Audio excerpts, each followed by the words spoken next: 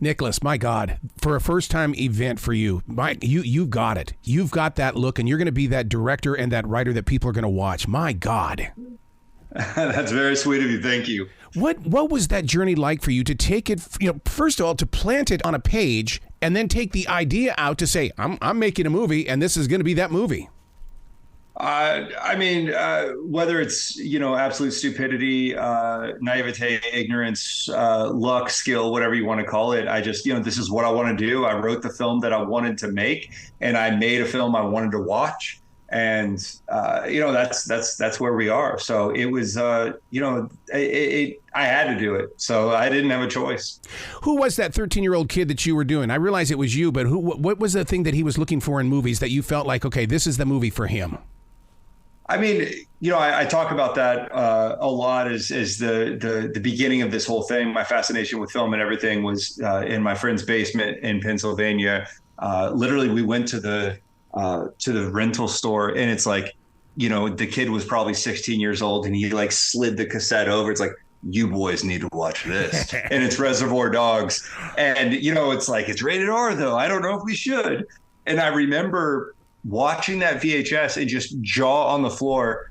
It was absolutely everything that I, first of all, didn't know movies could be. I didn't know cinema could be that, but then everything that I wanted out of a film. And I just remember it changed everything for me. Before that, it was big, and it was the 80s films, and it was Die Hard, and it was, it was just all the films that we absolutely love and we still love, but it wasn't Reservoir Dogs. It wasn't the independent Renaissance and the neo-noir and the brutality. And I fell in love with that. Well, you create conflict right from the very beginning. I mean, when the new preacher comes to town and right away he's not trusted, it's like, oh, sit back. This is going to be a ride.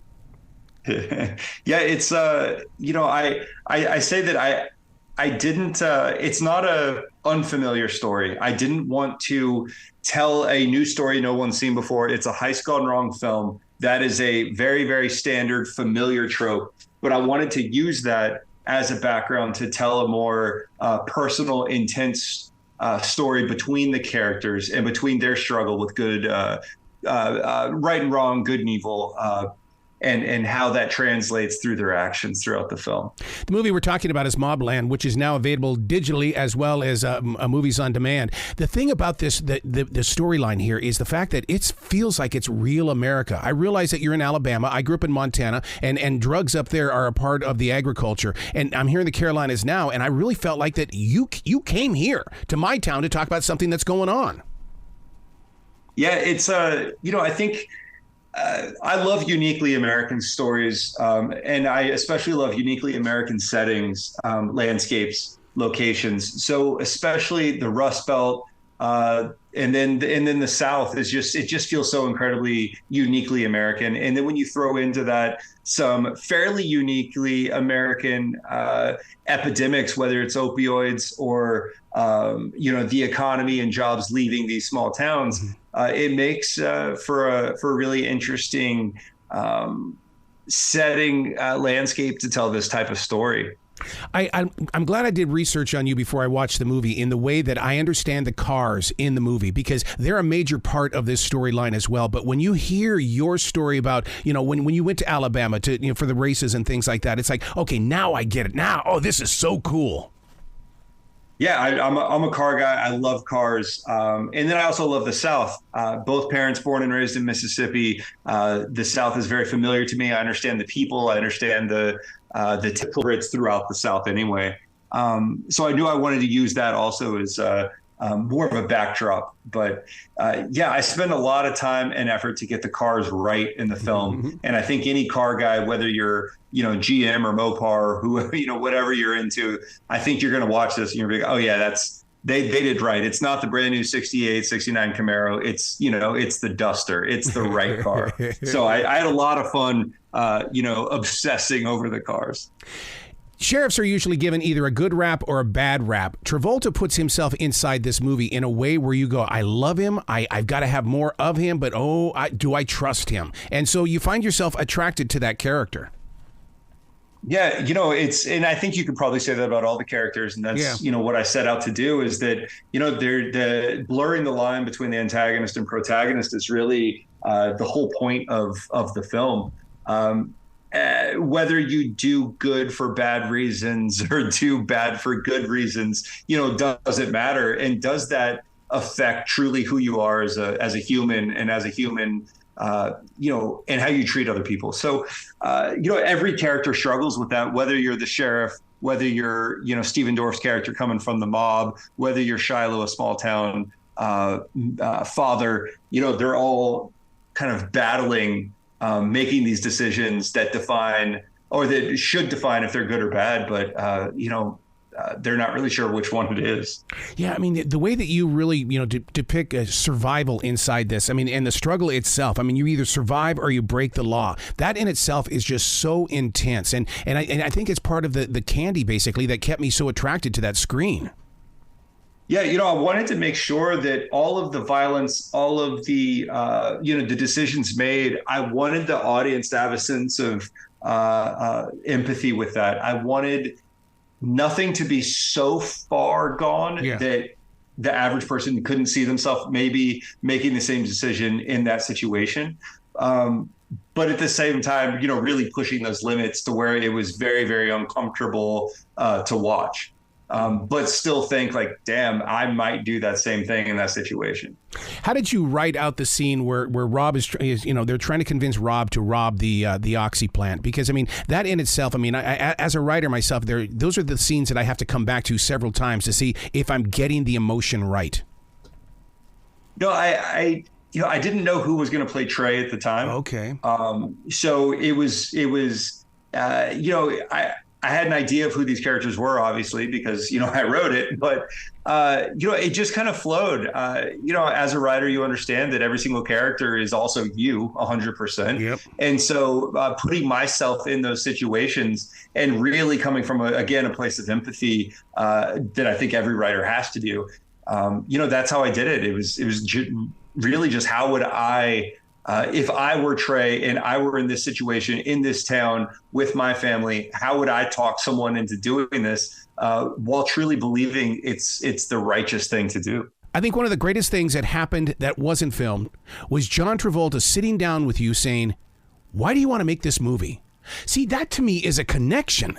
That was that's what I loved about John. I loved that he wasn't as concerned, I don't think, about, hey, are you going to make me look cool? Are you going to screw this up? Are you going to finish this story? Do we have to work? The very first conversation I had with him was, why do you feel compelled to tell this story? Why do you think Bodie is the character he is? Why does he make those decisions? They were very personal and very passionate and artistically driven questions. And I really loved that about it, that our first conversation. It was a very, very personal conversation right out the gate.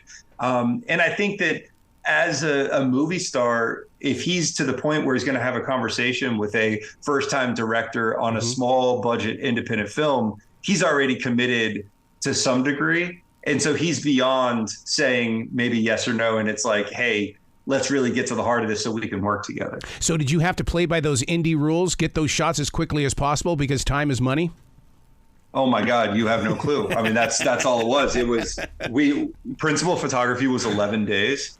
It was, which is, if anyone knows anything about filmmaking, is borderline reckless. It was so incredibly fast. And without the cast I had and the crew as well, being so prepared, there's just no chance we would have gotten half the film we were able to get and really tell the story that we wanted to tell. So yeah, it was time is always money, and on an 11-day schedule with literally shoestring budget, it is very evident that time is money.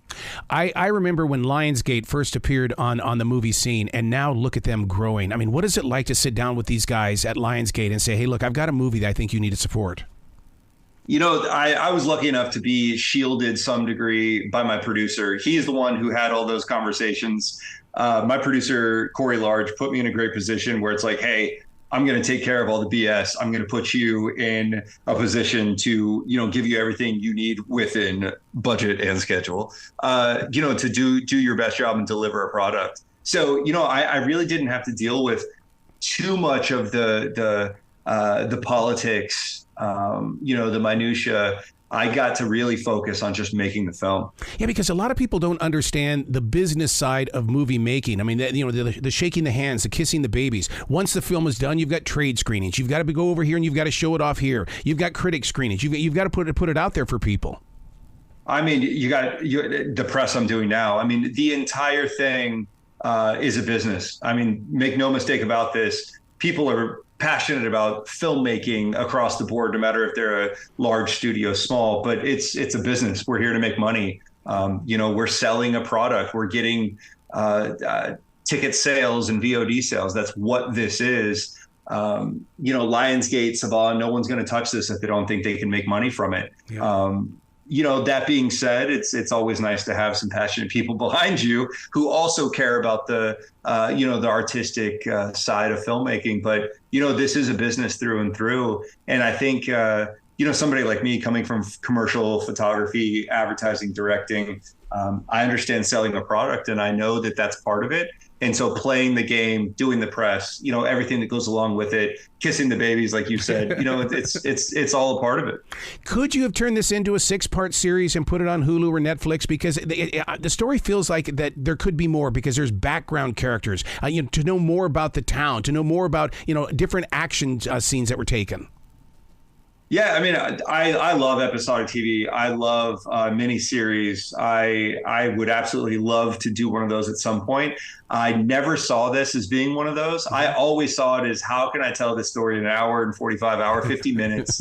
How can I cram everything that I want into it?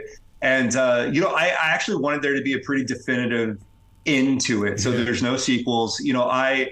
I'll be honest, I was going to officially, or at first I was going to name this film "Everyone Dies" because, and not to give anything away, but most everyone dies, and I think that's kind of part of the story, is that it's not only the death of the American dream, and I wanted there to be very, very. I wanted there to be full resolution in the characters, but not in the themes. And I think that's kind of thematically what the story is. Not to give anything away, but I'll tell you what, though, there's still something that I carry inside my head and my heart, and I hear it in my ears, the final sound of the movie. I don't want to spoil anything, but my God, dude, I'm still carrying that. Yeah, it was fun. It was, I wrote it that way. I really, people say that there's 3 movies: the movie you write, the movie you shoot, the movie that's on screen. And for me, it was, I wrote the film I shot, and the film I shot is on screen. And, always knew that's how the film was going to end. I love that about it. I wanted it to be definitive. Yeah. And, it's been fun to see people react to it and react to the ending and kind of, I love those films when the lights come on, the credits roll, and everyone just kind of stands there, looking around, like, they don't know how to feel. They maybe want to clap, they maybe want to be pissed off at me, but I love that. I love that it leaves you kind of in this this gray area of, I think, morality, and I think that's really fun. Oh my God, dude! I sat there. My wife was ready to go, and I said, No. Sit down. I have to really kind of just hold on to this. I need to put myself back into a real world here. Yeah, and what I love is Jason Dodson, who's the singer of a band called the Maldives. He recorded that song for me in his laundry room after reading the script. Really? And I love that. That's the song that plays at the credits.